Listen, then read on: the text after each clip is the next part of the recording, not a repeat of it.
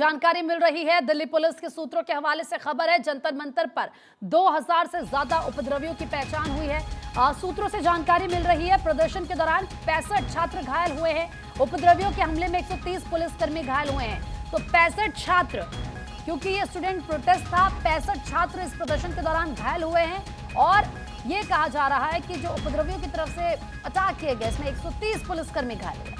वरुण जैन जरा बातचीत के लिए हमारे सहयोगी कनेक्ट हो चुके हैं। वरुण, ये जो खुलासे हुए हैं, जिस तरीके से अब इन्वेस्टिगेट किया जा रहा है, फिलहाल जानकारी ये मिल रही है कि इस प्रदर्शन में 65 छात्र घायल हुए, जबकि उपद्रवियों के हमले में 130 पुलिसकर्मी घायल हुए।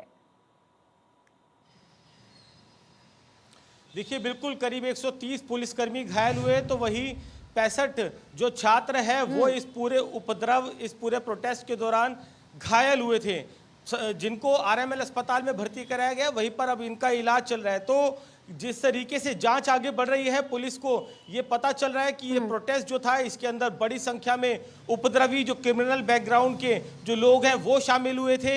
और जब पुलिस ने फेस रिकॉग्निशन कैमरों की सॉफ्टवेयर की मदद ली, तब इनकी आइडेंटिफिकेशन हुई।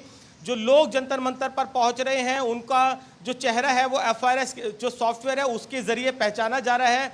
और पता चला है कि 2500 से ज़्यादा जो क्रिमिनल है वो अब तक जिनका क्रिमिनल बैकग्राउंड है, जो कि असामाजिक तत्व है, और वो सभी इस प्रदर्शन के अंदर शामिल होने के लिए यहाँ पर पहुंच रहे हैं। तो कहीं ना कहीं पुलिस को जिस बात की आशंका थी कि जो असामाजिक तत्व है वो पूरा का पूरा प्रोटेस्ट है उसको हाईजैक करने की कोशिश कर रहा है, तो ऐसा ही होता हुआ कहीं नजर आ रहा है। क्योंकि इंसिडेंट्स भी इसी तरीके के हो रहे हैं कि पुलिस के ऊपर लाठीचार्ज किया जा रहा है, पत्थरों से हमला किया जा रहा है, डंडों से हमला किया जा रहा है। 2000 से ज्यादा उपद्रवी बताए जा रहे हैं, क्या इनकी पहचान हो चुकी है?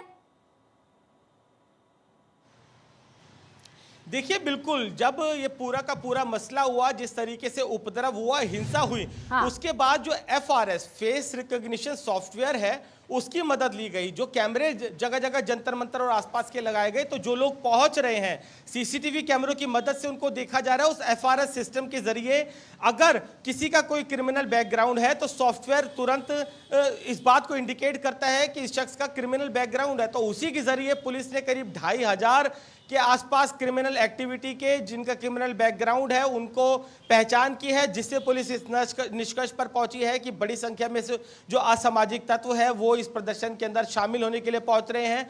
तो कहीं ना कहीं हिंसा और जो उपद्रव हो रही है उसके पीछे इस प्रोटेस्ट का उपद्रवियों के द्वारा हाईजैक करना भी है। जी बिल्कुल। और वरुण, अब क्योंकि जैसे ये और इसको इन्वेस्टिगेट किया जा रहा है, जो CCTV फुटेज है उन्हें खंगाले जा रहे हैं, तो अभी हम ये भी मान सकते हैं कि आगे और भी कई ऐसे चेहरे हैं जो बेनकाब होंगे।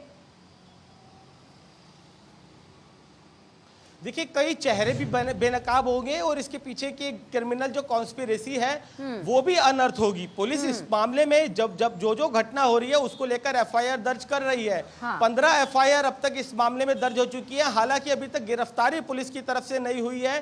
कई जो बैड एलिमेंट्स है, कई ऐसे उपद्रवी है जिन्होंने पुलिस के ऊपर जमकर पथराव किया है, जिसमें गंभीर रूप से पुलिसकर्मी घायल हुए हैं, उनकी पहचान हुई है। तो जल्द ही आने वाले समय में जब जांच आगे बढ़ेगी तब पुलिस इस पे गिरफ्तारियों का दौर भी शुरू कर सकती है। हालांकि फिलहाल अभी इस प्रोटेस्ट को लेकर क्या नतीजा निकलता है, क्योंकि CJP और जो सरकार है उनके बीच में 2 राउंड की बातचीत हो चुकी है। तो कहीं ना कहीं संयम फिलहाल पुलिस बरते हुए है। जो फॉरेंसिक टीमें हैं वो पूरा जांच कर रही है और साथ ही आइडेंटिफाई कर रही है, और आने वाले समय में गिरफ्तारियां होंगी। जी ठीक है, आने वाले समय में गिरफ्तारियां होती है, हमें नजर भी आएंगी।